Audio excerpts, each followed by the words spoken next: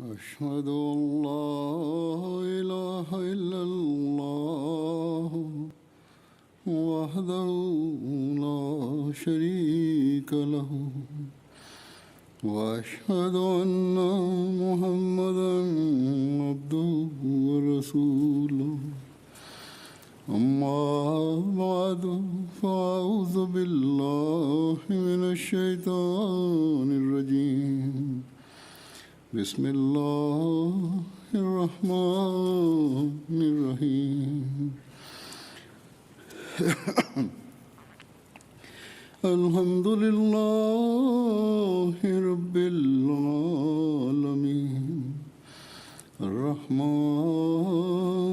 الرحيم مالك يوم الدين إياك نعبد وإياك نستعين اهدنا الصراط المستقيم صراط الذين أنعمت عليهم غير المغضوب عليهم ولا الضالين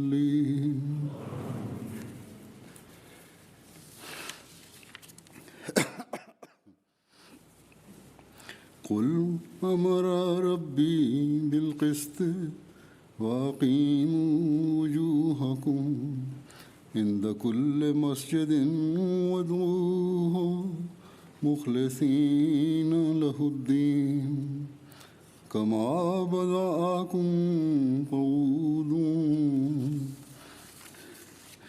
فريقا هدى وفريقا حق عليهم الضلالة إنهم اتخذوا الشياطين أولياء من دون الله ويحسبون أنهم مهتدون يا بني آدم خذوا زينتكم عند كل مسجد وكلوا واشربوا ولا تسرفوا إنه لا يحب المسرفين. La traduction de ces versets est comme suit. Dit, mon Seigneur a prescrit la justice. Et concentrez votre attention correctement à chaque heure et lieu d'adoration et invoquez-le, étant sincère dans votre foi à son égard. Tout comme il vous a amené à l'existence, de même vous allez retourner à lui. Il a guidé les uns tandis que pour les autres, l'erreur est devenue leur due. Ces derniers ont pris des satans pour amis à la place d'Allah. Ils pensent être bien guidés. Ô enfants d'Adam, prenez soin de votre parure à chaque occasion et à chaque lieu d'adoration. Mangez et buvez sans dépasser les limites. Assurément, il n'aime pas ceux qui commettent des excès. Aujourd'hui, Allah vous accorde l'occasion d'inaugurer votre mosquée.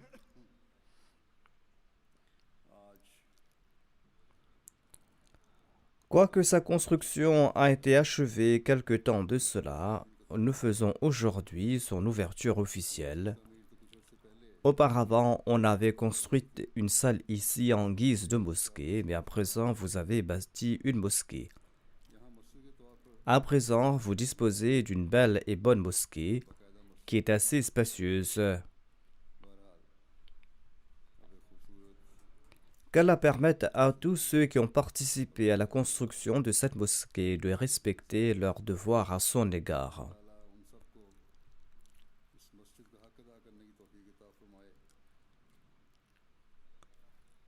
Qu'Allah fasse que vous ayez bâti cette mosquée uniquement pour mériter le plaisir d'Allah.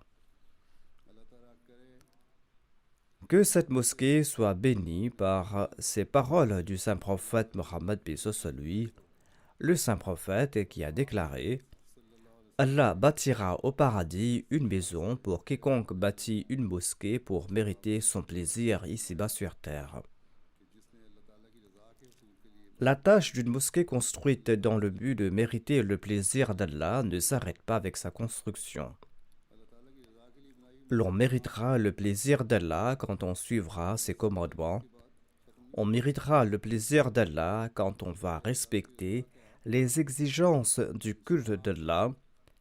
L'on méritera son plaisir lorsqu'on va s'acquitter de ses devoirs envers ses créatures et quand on va placer la religion avant le monde avec loyauté et sincérité et quand on sera fidèle à son serment d'allégeance. Nous avons la chance d'avoir accepté l'imam de l'époque, le serviteur parfait du saint prophète Mohammed sallallahu alayhi wa sallam.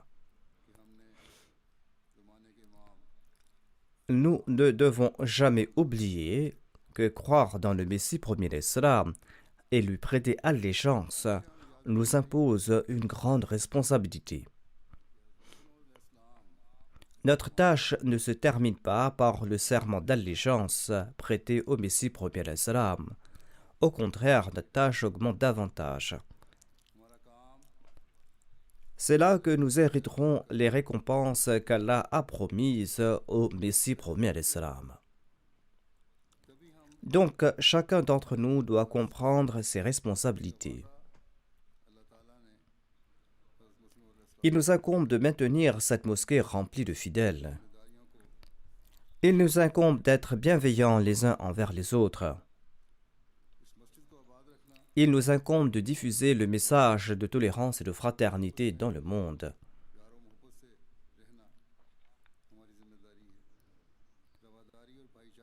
Il nous incombe de transmettre le message des beaux enseignements de l'islam au monde.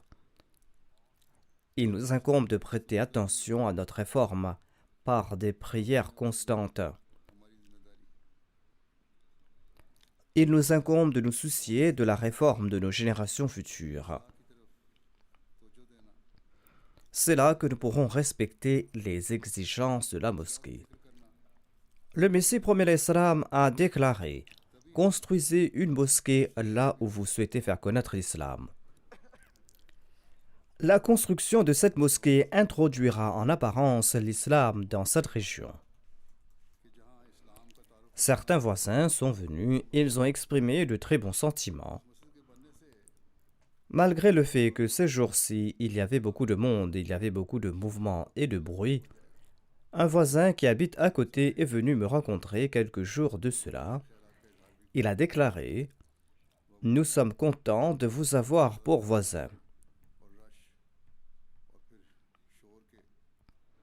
Or, nous devons être attentifs à l'égard de nos voisins et nous ne devons pas faire du bruit inutilement ici. Et tout ce que nous faisons doit être conforme à la loi. En tout cas, les voisins vont connaître la mosquée et ceux qui vont passer sur la route à côté vont aussi connaître la mosquée. Ainsi donc, cette voie d'introduction ouvrira également la voie de votre prédication. Par conséquent, chaque Ahmadi doit être un modèle des enseignements de l'islam. Il doit devenir un exemple des enseignements de l'islam. Le monde doit voir une nette différence, notamment qu'il existe dans cette société où règne le matérialisme, des gens qui, tout en vivant dans ce monde, tout en œuvrant en ce monde, placent la religion avant le monde, des gens qui veulent établir un lien avec Dieu qui les a créés. D'ailleurs, ils sympathisent avec sa création et ils servent la création de Dieu. Lorsque les gens de ce monde voient pareille chose, eh bien cela attise leur curiosité et cela ouvre la voie à la propagation de l'islam. Il incombe à présent à tout Ahmadi d'être plus que jamais une image pratique des enseignements de l'islam. Dans ces versets que j'ai récités, Allah a tiré l'attention sur certaines des responsabilités de ceux qui sont associés aux mosquées. Tout d'abord, Allah recommande d'établir la justice. Dans un autre verset du Saint-Coran, Allah déclare que l'inimitié d'une nation ne doit pas vous détourner de la justice. Celui qui respecte cette norme de justice ne peut nourrir de vil dessein à l'égard de quiconque. Loin de vouloir nuire à autrui, une telle personne tentera de trouver l'occasion afin de profiter à autrui.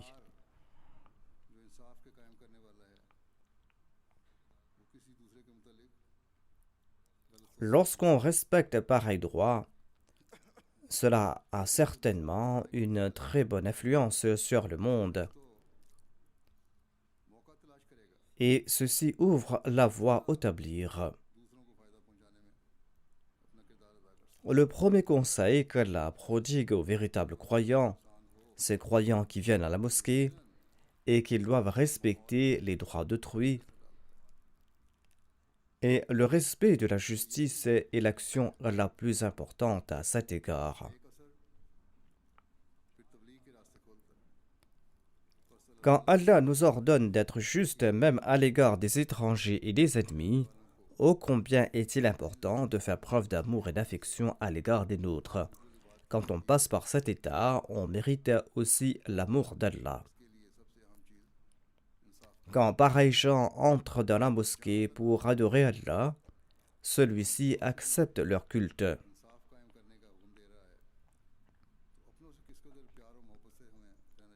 Mais si un homme ne se comporte pas bien avec son épouse à la maison, s'il la ridiculise à tout instant et s'il l'humilie à tout instant, si ses enfants ont peur de lui, et s'il éloigne ses enfants de la religion par ses propres actions, en ce cas, ni les œuvres de la Jamaat d'une telle personne, ni ses actes d'adoration ne seront acceptables par Allah.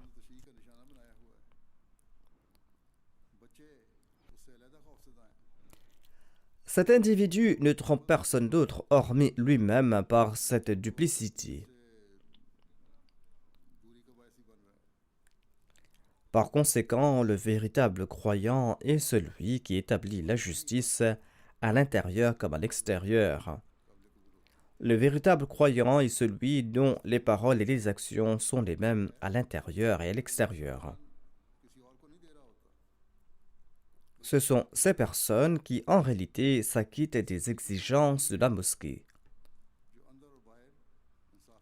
Ils s'acquittent des exigences de la mosquée car leurs cœurs sont emplis de la crainte d'Allah.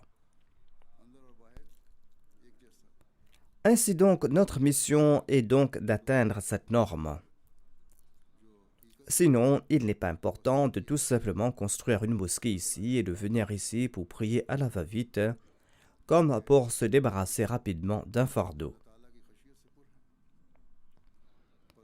Quand on atteint cette norme, on est aux yeux d'Allah comme un enfant innocent. On connaît une bonne fin, car l'on respecte les droits d'autrui ainsi que les droits d'Allah. Donc personne ne doit être fier du fait que je prie beaucoup, je viens 5 fois par jour à la mosquée et je sers aussi la Jamaat, et que cela suffit.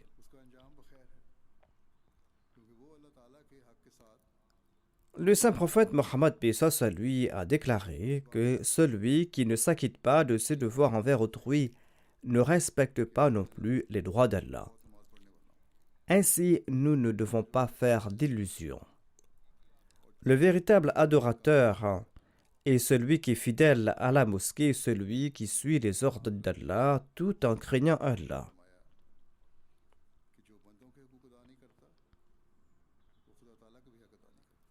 Ensuite, Allah a souligné à nouveau que si vous ne suivez pas les commandements d'Allah et si vous ne vous efforcez pas de rectifier votre conduite tout en purifiant votre foi uniquement pour la cause d'Allah, si vous ne portez pas une attention constante au repentir et à l'istighfar, eh bien Satan aura le dessus sur vous. Ainsi, tout en vous inclinant devant Allah, portez une attention constante au repentir et à la recherche du pardon d'Allah. Dans cette atmosphère d'aujourd'hui où règne le matérialisme, ceci mérite une attention particulière. Ceci est nécessaire Et c'est là que vous aurez du succès, c'est là que vous serez en présence d'Allah comme un enfant innocent. Le déclin de l'islam a débuté suite à la décadence de la condition des musulmans lorsqu'ils ont fait de la justice et du culte des actes ostentatoires ou lorsqu'ils n'ont pas respecté leurs exigences. En fin de compte, ils ont tout perdu. Certes, ils n'ont cessé de bâtir de belles mosquées et sont en train d'en construire. Et ils sont en train de démolir les mosquées Ahmadi au Pakistan aujourd'hui, afin que ces mosquées Ahmadi ne ressemblent pas à celles des autres musulmans, afin que ces mosquées n'aient pas de minarets et de niches. Or, les mosquées de ces musulmans-là n'engendrent pas des ibadur Rahman, des serviteurs d'Ar-Rahman. Opprimer les Ahmadis ou tenter de les persuader de suivre le droit chemin est leur unique fierté. En tout cas, ce déclin s'est produit même dans les temps anciens, parce que la présence des fidèles dans ces mosquées n'était qu'ostentation. Il y avait ici et là des vrais musulmans, mais en général, il y a eu déclin et décadence. Tout cela devait arriver, et le saint prophète Mohammed sallallahu alayhi wa sallam nous en avait informé.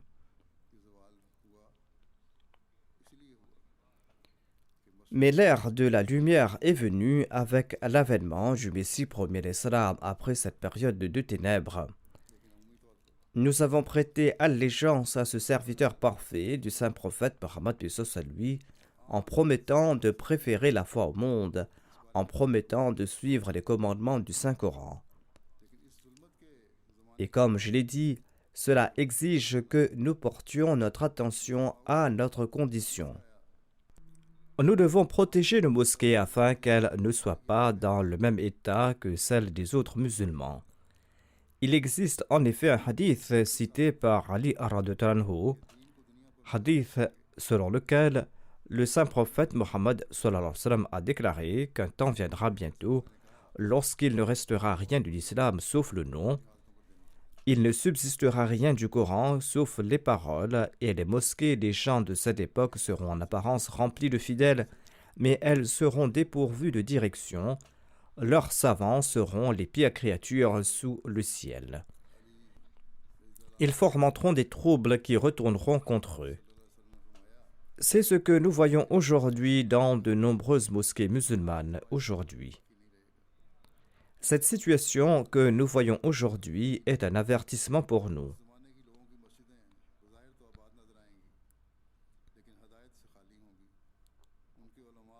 Il n'y a rien en ces mosquées sauf des troubles. Comme je l'ai dit, leur unique priorité est de démolir les minarets des mosquées de la Jamaat Ahmadiyya. D'ailleurs, ils ne les appellent pas des mosquées, mais des lieux de culte. Ils disent qu'il faut abattre leur mihrab. Hormis cela, ils n'ont pas d'autre service à rendre à la religion, il n'y a pas de justice de leur part. En tout cas, cela nous enseigne comment nous devons, en toute sincérité, respecter nos devoirs envers les mosquées et nos devoirs envers autrui. Le Messie premier d'Islam a commenté sur le premier verset de ces versets que j'ai cités et il a déclaré que l'islam s'est affaibli tant extérieurement qu'intérieurement.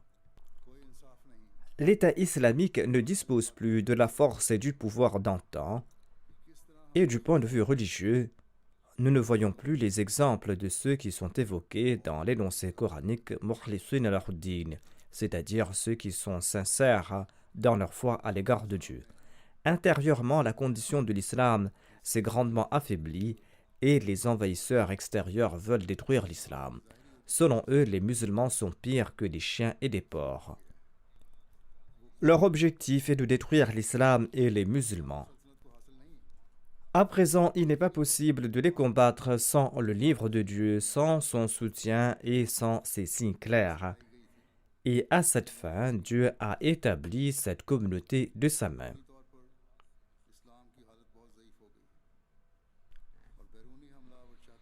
Par conséquent, en pareille circonstance, si nous qui avons accepté le Messie premier d'Islam, nous ne corrigeons pas notre condition conformément aux préceptes du Saint-Coran, tout en respectant les exigences de notre allégeance, si nous ne surveillons pas nos conditions, eh bien en ce cas, nous ne serons pas comptés parmi ceux qui ont respecté leur allégeance en cette période de la renaissance de l'islam.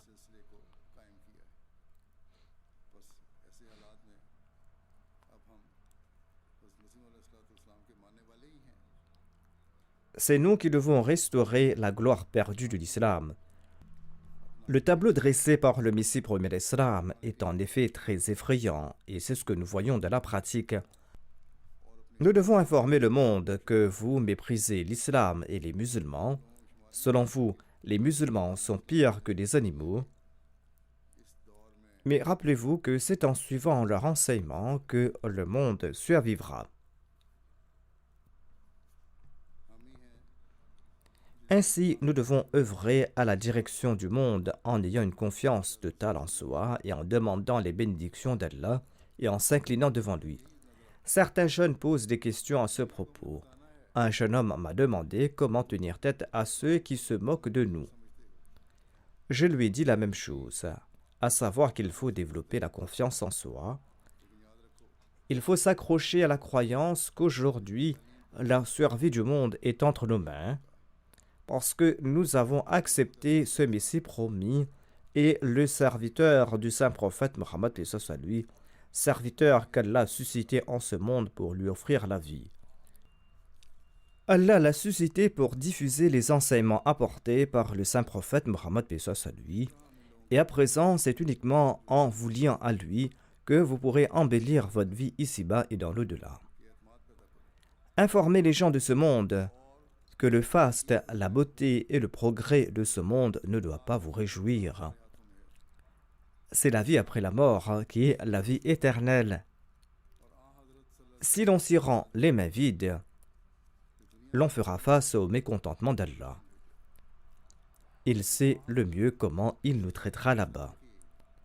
Mais nous devons aussi comprendre que lorsque nous conscientiserons le monde à ce propos, chacune de nos paroles, chacune de nos actions doivent être conformes à cet enseignement.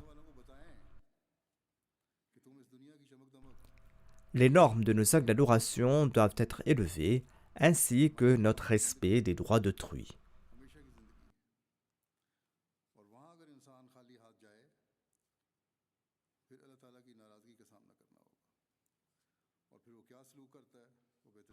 En tout cas, en décrivant l'état des musulmans et en décrivant l'état de l'islam, le Messie promis à l'islam a déclaré ceci. Il déclare: l'islam n'est plus ce qu'il était.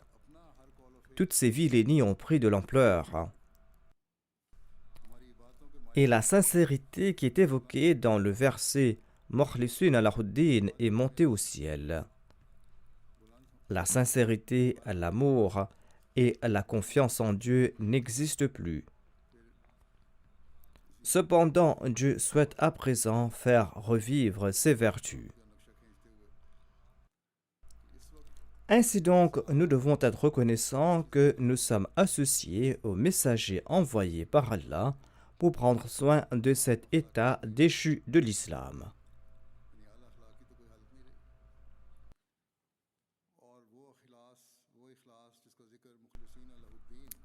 Les musulmans étaient également responsables de ces attaques de la part des non-musulmans et de ses opposants, qui considéraient cette grande religion comme une religion humiliante et méprisable.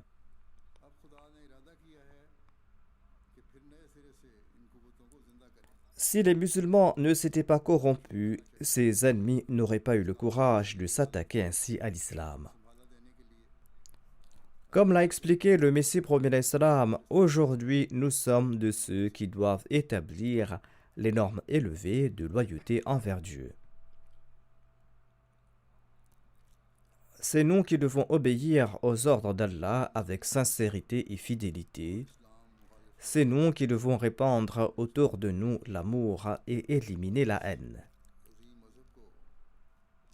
Nous sommes de ceux qui doivent avoir une confiance entière en Dieu, notamment que c'est bien lui qui s'occupe de tout.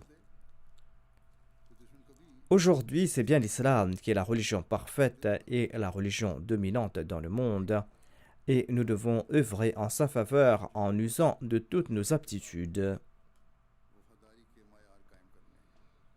Nous devons être les soutiens indéfectibles du Messie premier l'islam. Tel est le décret de Dieu. L'œuvre qu'il a confiée au Messie premier l'islam et les promesses qu'il lui a faites seront certainement accomplies, Inch'Allah. Si nous y apportons notre concours, nous allons mériter les bénédictions d'Allah.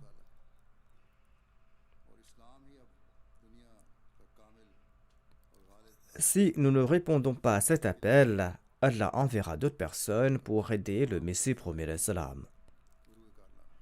Mais l'œuvre sera accomplie. Nous devons donc surveiller nos conditions et nous devons tenter de supprimer les lacunes et les faiblesses là où elles se trouvent. Quelles sont ces faiblesses à éliminer? Le Messie premier l'islam explique à ce propos: les villes traits à l'instar de l'ostentation, de l'orgueil, de l'arrogance et du mépris ont pris de l'ampleur. Tous ces vils traits ont pris de l'ampleur. Et les nobles qualités alliées au verset Mukhlisin al-Huddin se sont quant à elles envolées au ciel.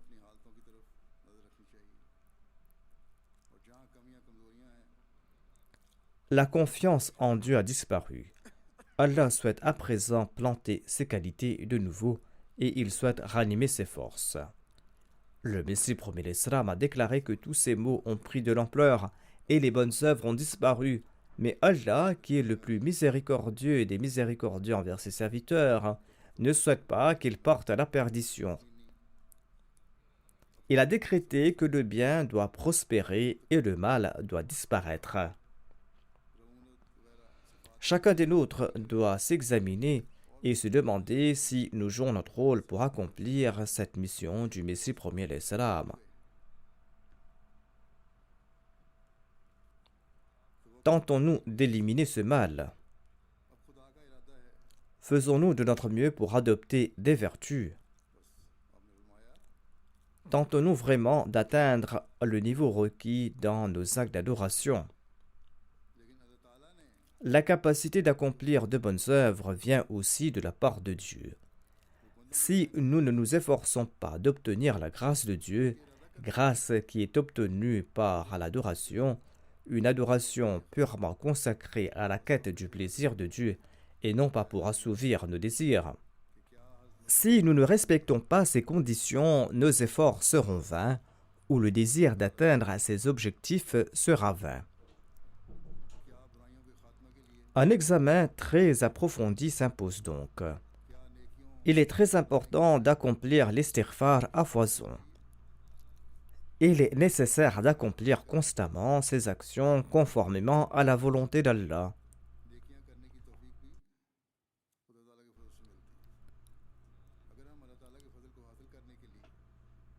Le Messie premier l'Islam déclare: la sincérité est la condition essentielle pour les actions, tout comme il est dit Mukhlisin al-Huddin.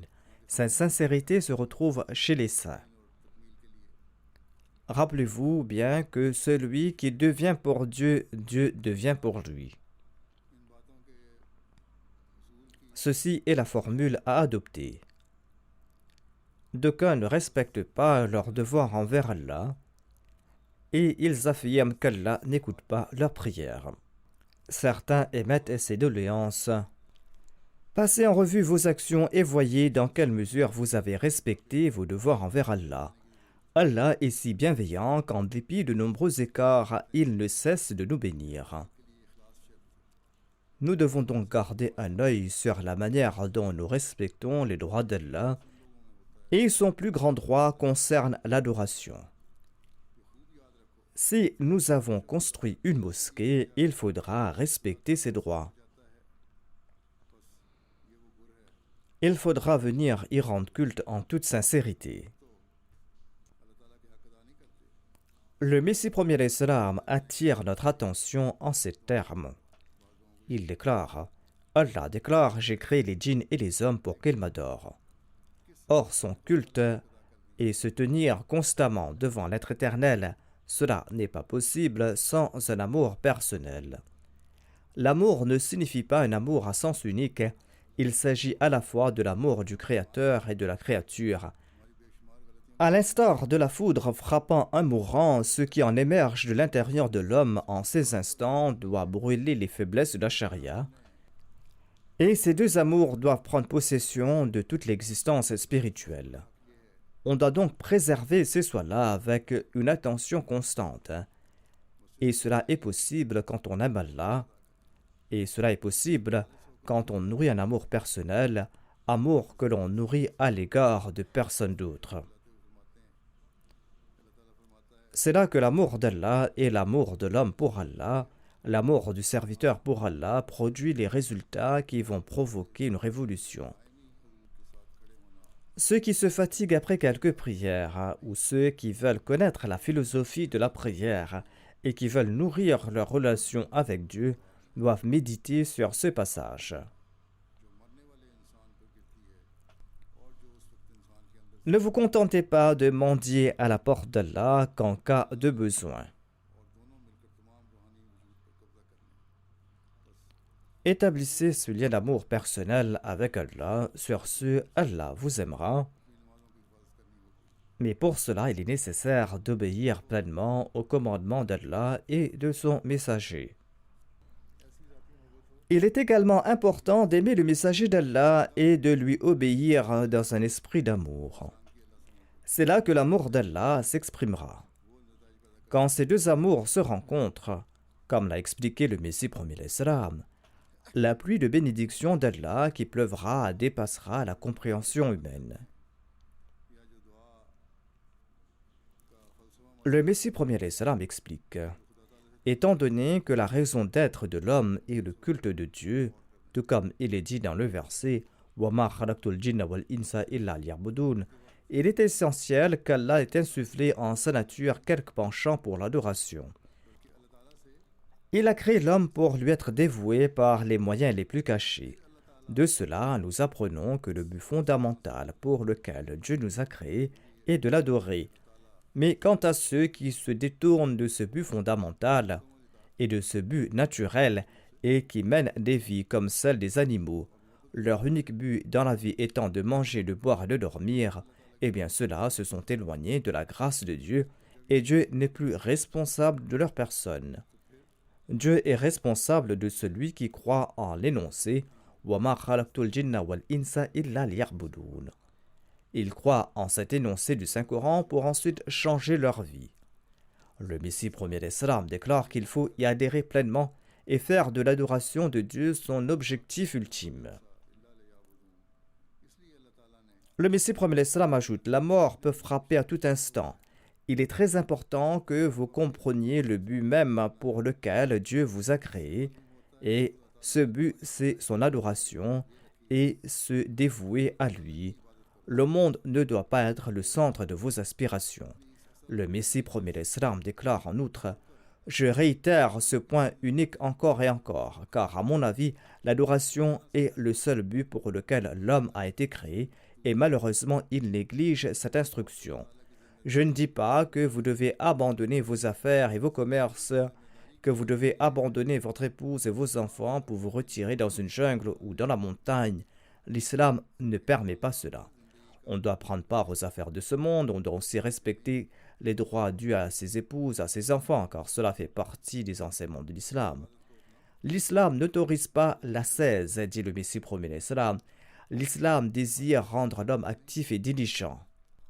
C'est pourquoi je vous dis que vous devez vous engager pleinement dans vos affaires. Selon un hadith, celui qui possède une parcelle de terre mais qui ne l'utilise pas pour l'agriculture, eh bien celui-là sera responsable devant Dieu. Si quelqu'un croit que cette instruction signifie qu'il doit se détacher des affaires du monde, eh bien il se trompe. Pas du tout. En fait, vous devez vous assurer que le plaisir de Dieu est prévu dans les affaires dans lesquelles vous vous engagez et vous ne devez pas ignorer sa volonté pour donner priorité à vos propres motivations et vos désirs. Ainsi donc, il faut soigneusement réfléchir à ce propos. Le Messie premier l'Islam a prodigué ses conseils très sincèrement. Il attire notre attention à maintes reprises. Il dit qu'il ne faut pas oublier l'objectif de notre vie.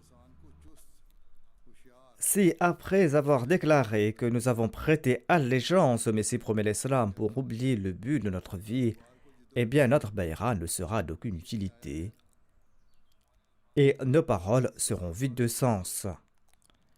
Ainsi donc, tout Ahmadi doit réfléchir à ce propos. Tout Ahmadi doit réfléchir à ce propos et se demander combien de minutes il consacre à l'adoration de Dieu durant la journée. Peut-on atteindre l'objectif de sa vie en offrant simplement la salat pendant quelques minutes en comprenant à peine ce que l'on récite? Allah ne nous empêche pas de nous engager dans nos poursuites mondaines. En fait, il s'attend à ce qu'un véritable croyant atteigne le plus haut niveau dans ses travaux mondains, dans ses entreprises, dans son commerce et dans son travail agricole. Mais parallèlement à cela, il déclare également qu'en raison de son engagement dans les efforts mondains, il ne faut pas que le croyant oublie le but de sa vie et il doit protéger ses solas. Si vous avez construit une mosquée, vous ne devez pas être fier uniquement en raison de sa beauté extérieure. Sa vraie beauté est due à ceux qui adorent Dieu sincèrement et il faut être conscient de ce fait. On doit exceller dans le domaine de la taqwa et s'efforcer d'atteindre ces normes élevées. C'est uniquement quand on y parviendra que l'on pourra se considérer comme un véritable adorateur. Allah déclare que les vrais adorateurs veillent également sur leur pureté intérieure et leur pureté physique. L'instruction générale pour ceux qui accomplissent la salat est que leurs vêtements doivent être propres et qu'ils doivent accomplir leurs ablutions avant chaque salat car la propreté physique a un impact sur l'état intérieur.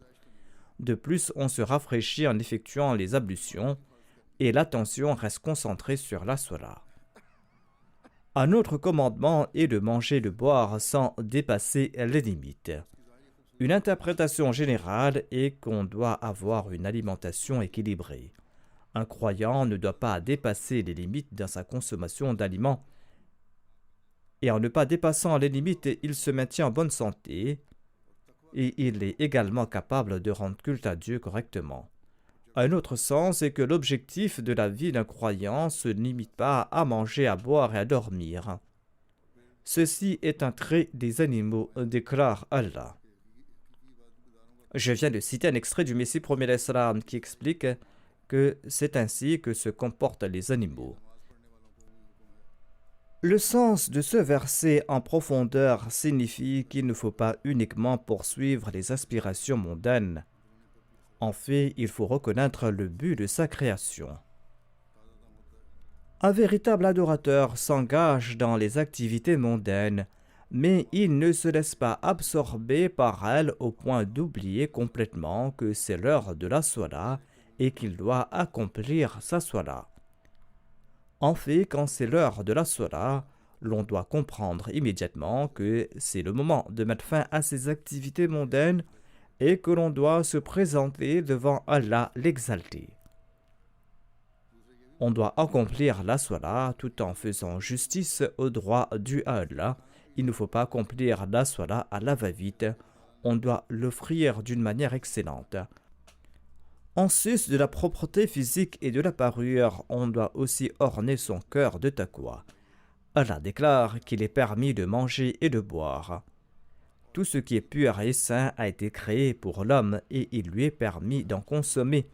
En outre, vous êtes autorisé de vous engager dans les affaires mondaines. Mais si cela vous empêche d'adorer Allah, ou si cela vous pousse à négliger la mosquée, eh bien cela signifie que vous avez dépassé les limites et cela déplaît à Allah. Les gens demandent pourquoi 5 prières ont été prescrites par jour. Cela est très difficile à faire de nos jours. Il est très difficile de s'absenter de ses activités quotidiennes pour prier 5 fois. Or, Allah déclare que cela n'est pas difficile. En fait, vous avez dépassé les limites quand vous préoccupant des affaires mondaines et en négligeant Dieu. Et quand on outrepasse les limites, eh bien graduellement l'on s'éloigne d'Allah le Tout-Puissant.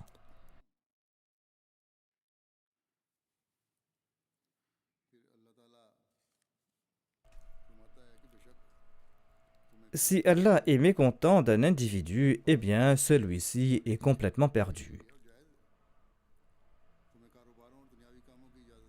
Bien qu'il peut se prétendre musulman ou ahmadi, il peut prétendre avoir prêté allégeance à l'imam de l'époque conformément à l'instruction du saint prophète Mohammed à lui. Cependant, les actions de pareils individus vont lui attirer le mécontentement d'Allah. Ainsi donc, Allah l'exalté a présenté un enseignement très équilibré. L'on peut acquérir des biens matériels tout en étant conscient de sa foi et sans dépasser les limites dans la quête du monde. Un véritable croyant est celui qui préfère toujours sa foi à ce monde. Et quand on accorde priorité à sa foi sur le monde, Allah ouvre de nouvelles sources de provision et Allah bénit aussi les œuvres de cette personne. Ainsi, celui qui adhère au commandement d'Allah est celui qui pousse son culte à ses sommités élevées.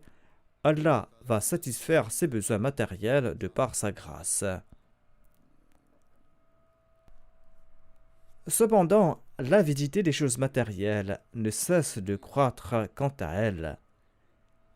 Et si elle ne cesse de croître, elle sera comme un feu qui ne va jamais s'éteindre.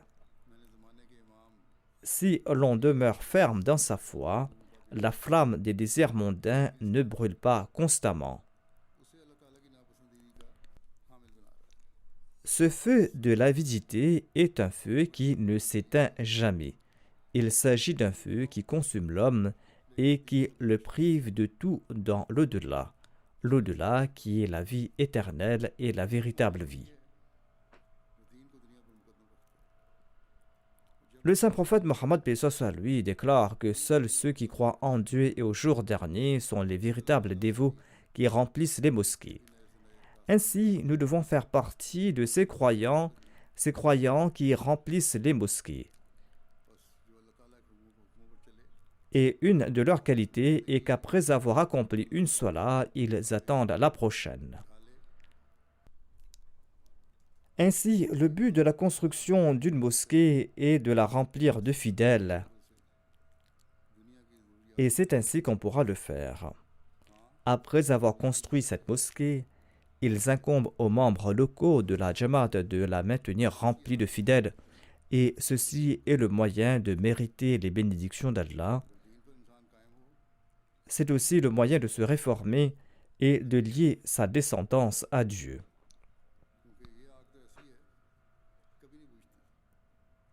Sinon, les attractions et les fastes de ce monde, de cette époque, vont éloigner nos enfants de la foi. Il est important de les attacher à la mosquée et de leur inculquer l'importance de la foi dès leur enfance. Et c'est le devoir de la mère et du père. De plus, comme je l'ai dit, gardez à l'esprit le fait que maintenant, avec la construction et l'ouverture de cette mosquée, davantage de personnes connaîtront la Jamaat. Davantage de personnes vont connaître cette mosquée et l'islam. De nouvelles voies d'établir vont s'ouvrir et davantage de contacts seront établis. Ainsi, il incombe à tout Ahmadi d'en profiter et de diffuser le message de l'islam et de l'Ahmadiyya.